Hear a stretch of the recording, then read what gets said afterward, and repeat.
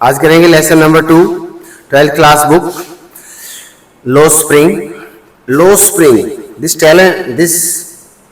This word is very important. Lost means खोया हुआ और स्प्रिंग का मतलब यहां पे चाइल्डहुड से है.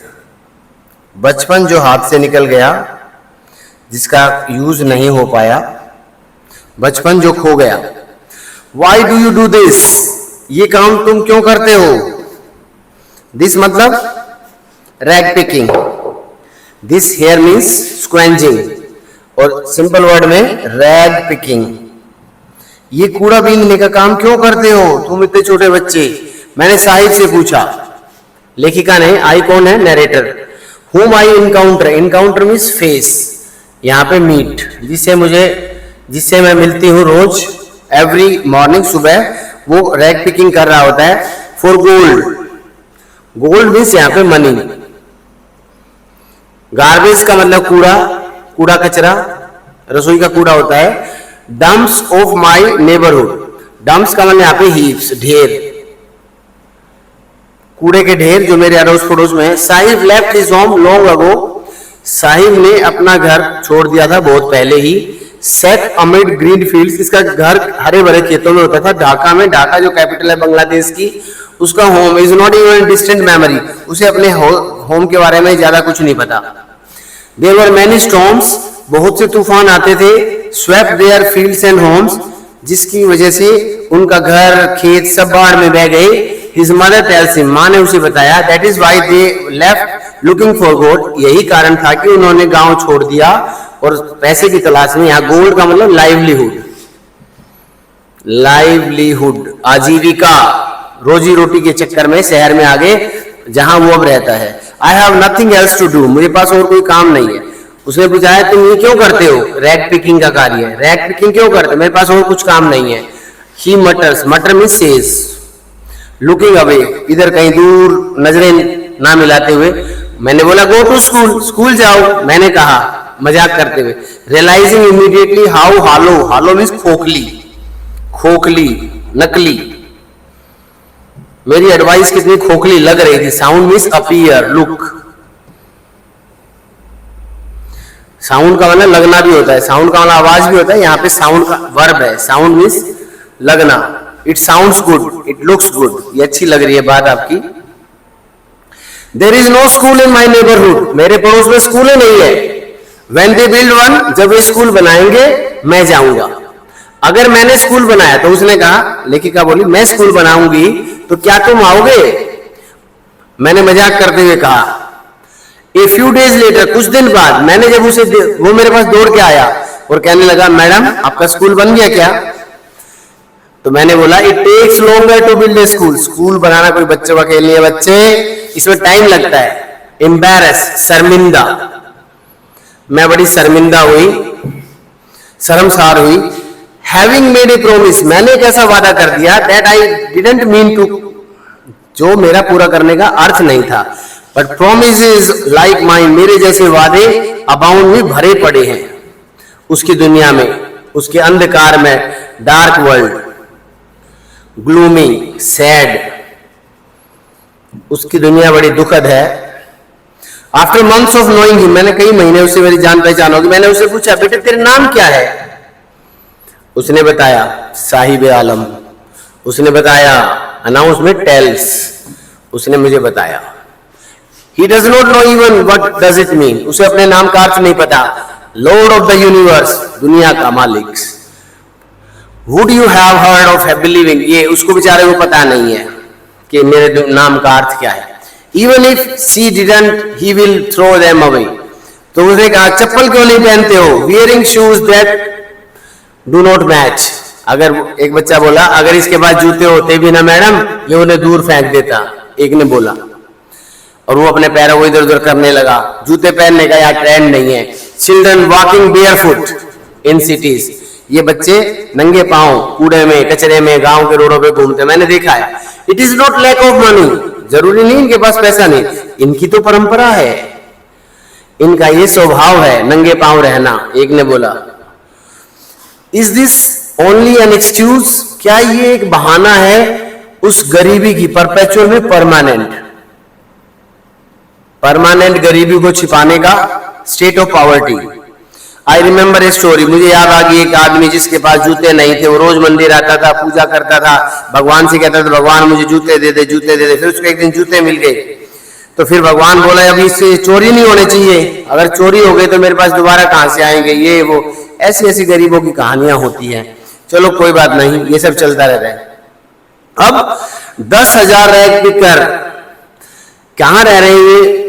बांग्लादेश से ये लोग आए 71 में। साहिब की फैमिली इन्हीं फैमिलियों में से एक है, और यहाँ पे ना सीवरेज है, ना ड्रेनेज है, ना ही टैप का वाटर है। 10,000 रैग पिकर रह रहे हैं यहाँ झोपड़ियों में, बिना आइडेंटिटी के, बिना परमिट, बिना किसी लाइसेंस के। राशन कार्ड बनवा लिए हैं, नाम वोटर कार्ड में चढ़वा लिए हैं, इससे उन्हें अनाज मिल जाता है।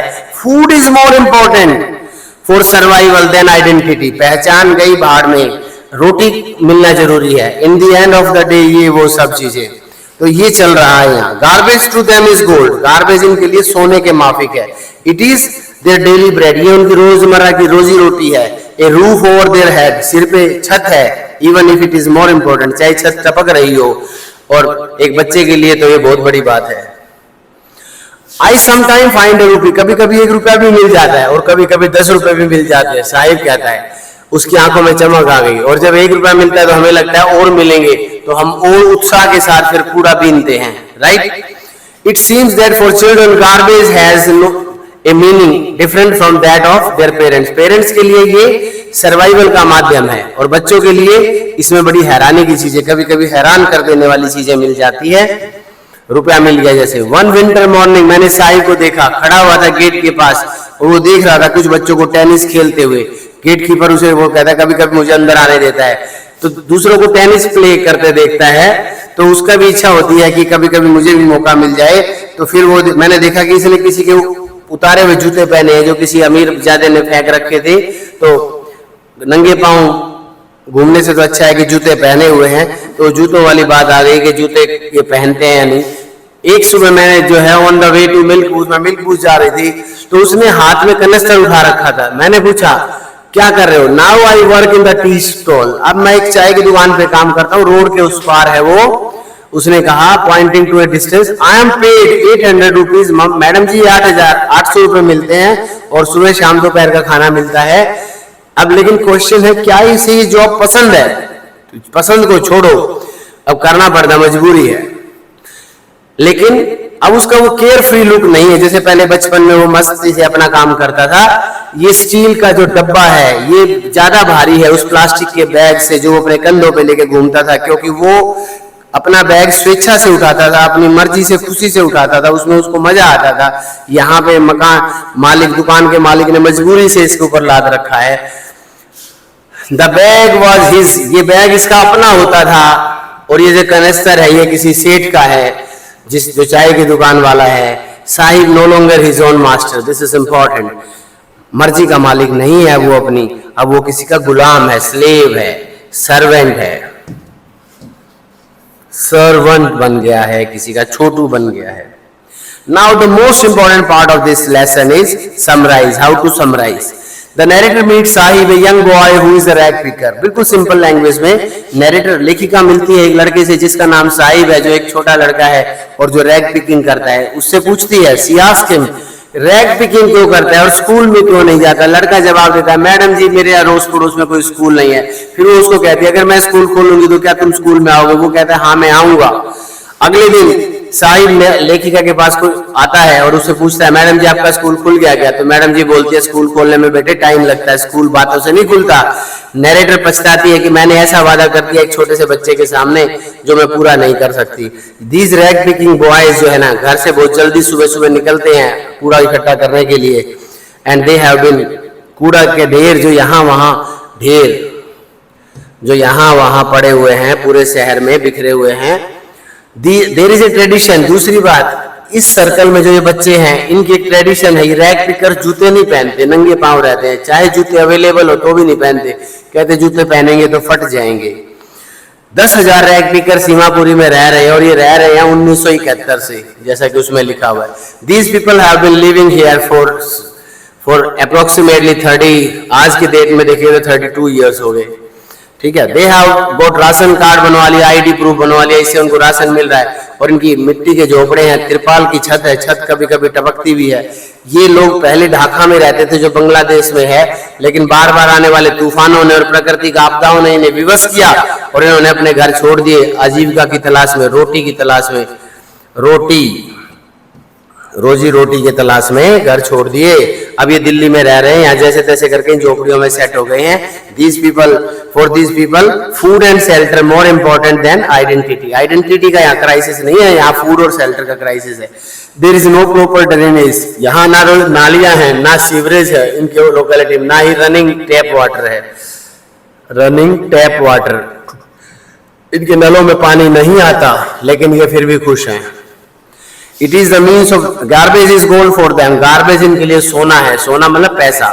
It is the mean of their survival and livelihood, इसी के सहारे ये जिंदा है और इसी से इनकी आजीविका चलती है। For this rag pickers, in rag pickers के लिए, खासकर बच्चों के लिए, garbage is wrapped in wonder, garbage कुछ हैरानी करने वाली चीजें इनको पेश करती है। सम टाइम उनको 1 रुपए या 10 रुपए मिल जाते हैं और उन्हें उम्मीद हो जाती है कि हमें और भी मिलेंगे। लेटर ऑन, बाद में, this is very important para, बाद में साहिब रैग पिकिंग का काम छोड़ देता है। वो एक चाय की दुकान की यहाँ काम, चाय के मालिक के यहाँ काम करता है, जो उसके 800 रुपए पर मंथ देता है, सुबह शाम दोपहर का खाना देता है। लेकिन यहाँ पे जो कैनिस्टर है, जो स्टील का कनस्तर उसे उठाना पड़ता है, वो ज्यादा भारी है उस प्लास्टिक बैग से जो अपने कंधों पर लेके घूमता था, क्योंकि उस कनस्तर को वो स्वेच्छा से लेके घूमता था अपनी मर्जी से, लेकिन ये उसे जबरदस्ती उठाना पड़ता है। एक बात रह गई है छोटी सी, साहिब आलम का नाम जो आयरॉनिक है, आयरॉनिक का मतलब उलट, उसके काम से नाम है यूनिवर्स का मालिक, means the Lord of the universe, लेकिन वो बेचारा पुअरेस्ट ऑफ द पुअर है, गरीबी में सबसे गरीब है। तो इसको पहले लाइन वाइज आपको समझाया गया है, फिर इसको क्वेश्चन भी दिखाए गए हैं, क्वेश्चंस के बारे में भी आपको बताया जाएगा और ये इसकी समरी भी करके दिखाई गई है कि ये समरी क्या कहती है।